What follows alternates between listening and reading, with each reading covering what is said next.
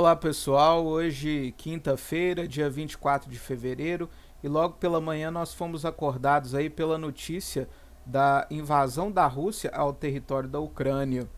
E ao contrário do que se pensava inicialmente, que seria uma invasão mais gradual, começando lá pelas províncias separatistas do leste da Ucrânia, na verdade a Rússia lançou um bombardeio sobre todo o território ucraniano.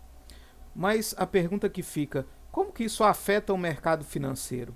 E a primeira resposta que a gente tem é volatilidade. No início, logo no início da manhã, a gente viu aí as bolsas caindo mundo afora. A Europa sofreu um pouco mais, fechou aí com uma queda de 3,18%.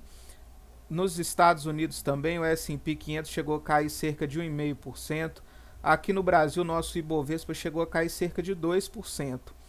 Mas ao longo do dia, as notícias que foram se desenrolando e à medida que a gente foi tendo noção desse conflito, algumas coisas fizeram com que a bolsa se recuperasse no final do pregão.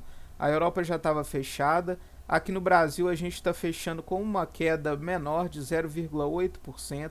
Lá nos Estados Unidos, o S&P 500 já ensaia uma pequena alta de 1,30%, mas isso se deve principalmente ao que?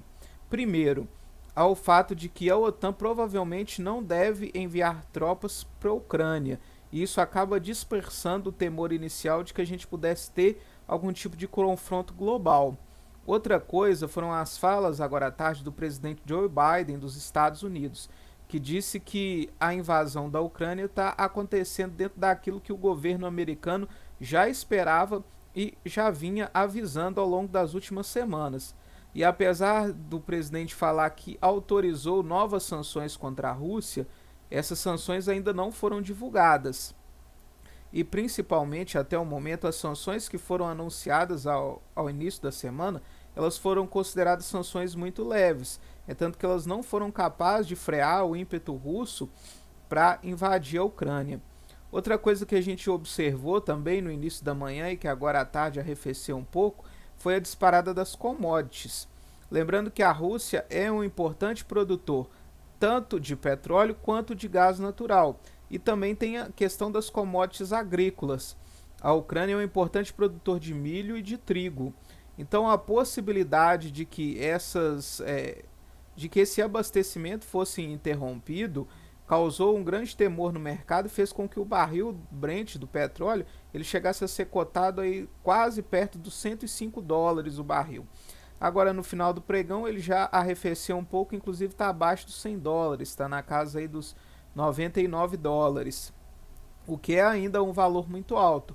E o que isso pode trazer? O aumento do gás natural, que chegou a saltar quase 25% no início da manhã de hoje, arrefeceu no final do pregão, está fechando quase no 0 a 0. Ele afeta muito a questão inflacionária da Europa e a questão também dos combustíveis. E quando a gente fala da alta das commodities agrícolas, a gente está falando de inflação sobre os alimentos. E se a gente pegar o nosso contexto agora, histórico, a gente está acabando de sair de uma pandemia, né? A gente nem saiu dessa pandemia ainda, e a gente vem de um período inflacionário muito forte. Maior inflação dos Estados Unidos nos últimos 40 anos, a inflação na Europa é a maior da sua história, e esse confronto entre Rússia e Ucrânia pode fazer com que essa inflação suba ainda mais, trazendo ainda mais pressão sobre os bancos centrais, principalmente o Banco Central dos Estados Unidos e o Banco Central Europeu, por uma subida na taxa de juros mais expressiva. E isso poderia levar a uma saída dos investidores dos ativos de risco da Bolsa de Valores e ir para os ativos de renda fixa. Pode ocasionar também uma saída do capital estrangeiro dos países emergentes, como o Brasil, o que pode ocasionar a queda da bolsa e a subida do dólar. O dólar hoje aqui no Brasil está fechando com uma alta de quase 3%. É ele que, né, até ontem estava sendo cotado aí até na casa dos R$ 5, agora ele volta aí para o patamar dos R$ 5,15. Então teve uma subida muito expressiva nesse dia de hoje. E é o que a gente deve acompanhar nas próximas semanas, nos próximos dias, principalmente com toda essa tensão envolvendo aí a questão da Rússia. porque novas sanções econômicas devem vir. Amanhã a OTAN vai se reunir de maneira extraordinária para tomar essa decisão, mas se vierem novas sanções sobre a Rússia, a gente não sabe qual que vai ser a reação da Rússia. Ela pode retaliar, interrompendo o fornecimento de gás natural, interrompendo o fornecimento de petróleo. E hoje a gente sabe que a Europa é muito dependente do fornecimento de gás natural da Rússia, principalmente os países da chamada Europa Oriental, que dependem do gás da Rússia não só para geração de energia elétrica, mas também para geração de calor. A gente ainda está no inverno lá na Europa e eles dependem muito do gás natural para essa questão de aquecimento. De qualquer forma, o momento agora é de cautela, é de aguardar e esperar para a gente ver quais vão ser os desdobramentos de mercado. Não adianta nada a gente agora sair dos ativos mais arriscados de renda variável de maneira intempestiva e acabar realizando os prejuízos. O dia de hoje ele foi uma prova de como vão ser os nossos próximos dias e de enquanto durar esse confronto entre Rússia e Ucrânia. A gente vai ter dias de muita volatilidade e que qualquer notícia pode mudar completamente o cenário do mercado financeiro. Falando agora diretamente do Brasil, a primeira coisa é que a gente não deve ver uma alta, principalmente nos combustíveis, agora de imediato. A Petrobras deve segurar isso aí o máximo possível, mas o barril de petróleo se mantendo nesses patamares, não tem como fugir da gente ter uma alta de combustíveis aqui. Mas outra coisa que pode acontecer também é acelerar no Congresso Nacional a votação do pacote de medidas que está lá para ser aprovada, que buscam baixar o preço dos combustíveis. Então isso pode servir como um catalisador para poder acelerar a aprovação desse pacote lá no Congresso Nacional.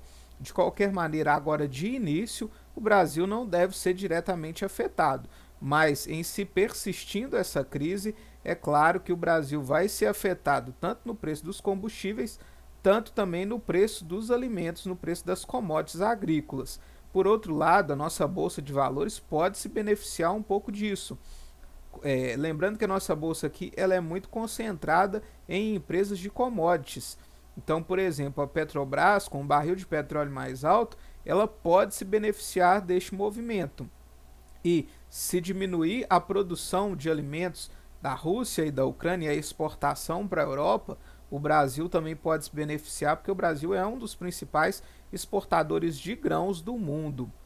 Mas, de qualquer maneira, é um cenário que traz instabilidade e principalmente a preocupação com a inflação, mas não deve mudar o movimento do nosso Banco Central. A gente deve ter uma alta de juros aí de 1% na próxima reunião do Banco Central e depois mais uma alta de 0,5% e levando a nossa Selic aí para o patamar de 12,25%.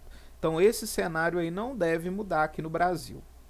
Bom, pessoal, é isso. A gente segue observando aí os desdobramentos de toda essa situação e esperamos que esse conflito se resolva o mais rápido possível, que a paz possa reinar o mais rápido possível e a gente segue aqui, né, em oração, principalmente pelos civis que são colocados no meio desse confronto militar e que são aqueles mais prejudicados. Muito obrigado e até o nosso próximo vídeo.